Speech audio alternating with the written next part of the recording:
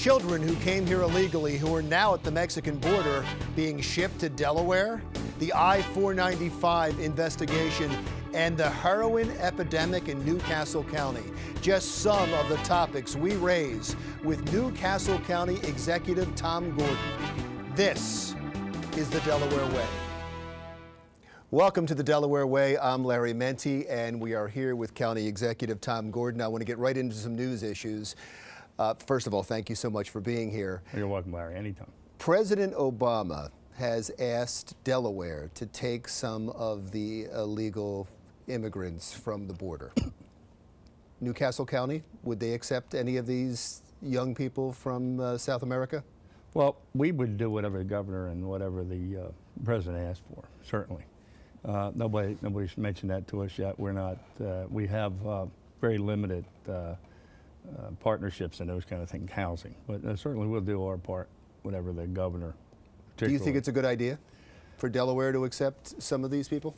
You know, we haven't been asked by the president. I certainly would examine what he's asking, but if the president's asking, I would certainly give it some due consideration, yes. Does this county have the resources to accept them? No, the county doesn't really have the resources. I mean, here's the problem that everybody has is we have so many homeless people in Delaware and so many kids that are, you know, with homeless parents, and we're trying to find housing. So it's a tough nut to crack when you got to say no to these kids. But I think the underlying problem is that all across this country, because of this economy, there are more and more homeless people. And I think the people are saying, well, what about our schools? What about our kids? And what about our homeless people? So I see that in a lot of areas. If you were told by the governor that you had to accept some children coming from the border that came to this country trying to find a better way for themselves, you would say that would have to come with some money.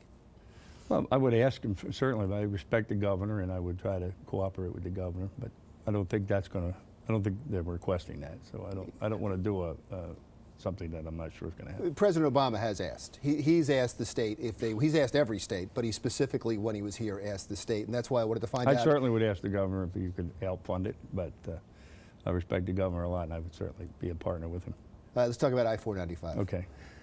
Are you concerned at all about where the traffic is being diverted? Because now it's going out from I-495, and some big trucks and a lot more traffic than some of these roads can handle are now being diverted off I-495 into surrounding communities. Most of it was diverted in the city of Wilmington, and I think they've done a good job. If you've been in there, they have the police department regularly directing traffic. The problem will be maybe damage to the local roads, but it's almost over, so there hasn't, knock on wood, there hasn't been any real serious problems I know about. Yeah, there was a 75% increase in traffic accidents because of it being diverted. And so there were some problems, but you're saying there hasn't been, thank God, loss of life. Or, yeah, well, the investigation into I-495 and what happened, do you think the Fed should be involved? Well, I'm not aware right now what they're doing, but they certainly need to investigate how that dirt got there, who authorized it, and what the procedure for that. That needs to be looked into. It needs to be done fairly and independently. I'm not aware of who was doing that, so I'm not able to comment on if they're doing a fair investigation or not. Well, you have a city agency, you have two state agencies, including DelDOT, and they all seem to be pointing the finger at each other. This contractor was dumping dirt for years. It piled up thousands of tons of this dirt. It is not feasible that nobody knew about that. I mean, that would be, I would think, incompetence beyond the regular pale. And so at this point, it doesn't seem like the investigation really is going anywhere. Now, I'm not privy to the inside of the investigation, but Charles Copeland, who runs the Republican Party, and Charles Potter, one Republican, one Democrat, have both called for a federal investigation because we named this show The Delaware Way. It happens a lot in Delaware that everybody knows each other and nobody wants to blame each other. That being the case, if the investigation was stalled, do you think the federal government should move in? Well, there's federal money in all those roads, and they certainly have an opportunity to review it. And I don't think anybody would be apprehensive about that. I certainly wouldn't. There's no county involvement, though. There's no county involvement. Explain your relationship. It is in some other states that see this show, they may not understand the relationship here between the county and the city? We do libraries in the city, 2, 3 libraries. We have 2 contract libraries, and we have a library that we run at the old motor vehicle site, Woodlawn Library. Our paramedics are the first responders in the city, the county paramedics. Our police department is backup for the city. Our volunteers regularly run into the city, so we're very closely connected with the city of Wilmington and everything that happens. It's part of the county.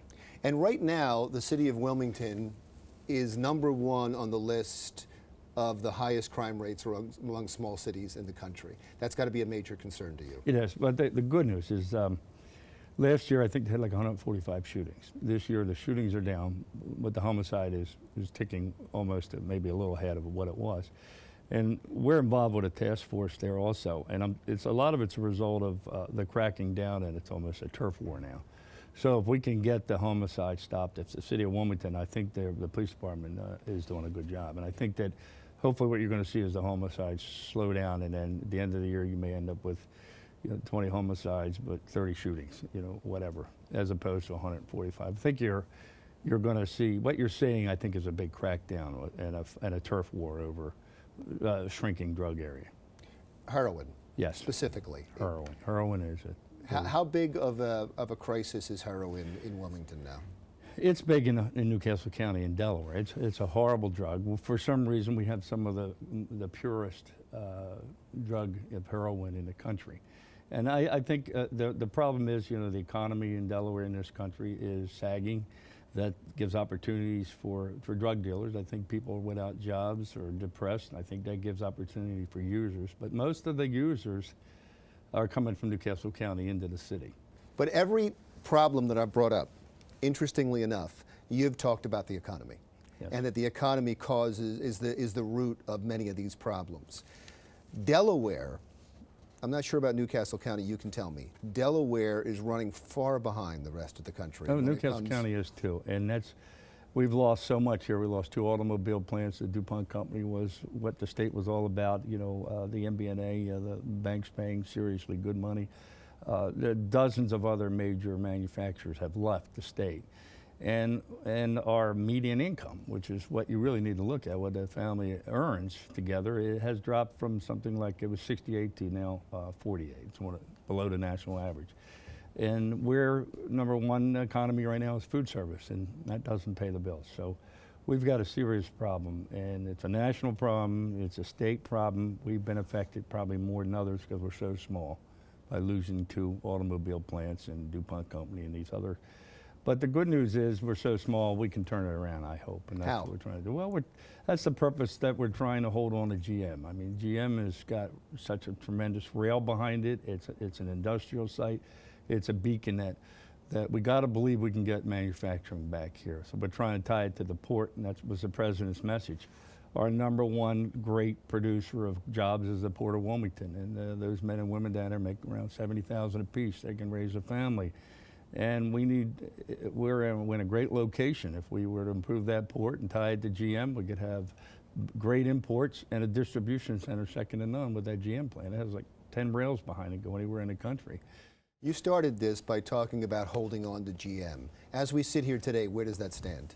We're still involved in trying to help the state with an option of us buying it, and they're also talking to the Chinese company about maybe they're going to maintain it and use it for distribution. What I don't want to see it happen is turn over to a box store. Or it's got to be manufacturing at its best, highest use. So that's making up cars or distributing cars from there or other products from there, using the rail. And it's also got a great highway connection. You mentioned 5 or 6 options. So right now, as we sit here today, you don't know what's going to happen? There's a meeting tonight, tomorrow, with the Chinese company, and tomorrow night. So there's 3 meetings set up with the governor. I've been asked to attend. And the governor will be, he's been trying, he doesn't miss an opportunity to try to bring jobs here. So he's the one that has to do it. I mean, he's got the reins, and I'm sure he's trying. We will continue our conversation in just a moment with Newcastle County Executive Tom Gordon. We were going to talk a little bit more about the port that seems like it is the center of all economic revival in this area. When we return.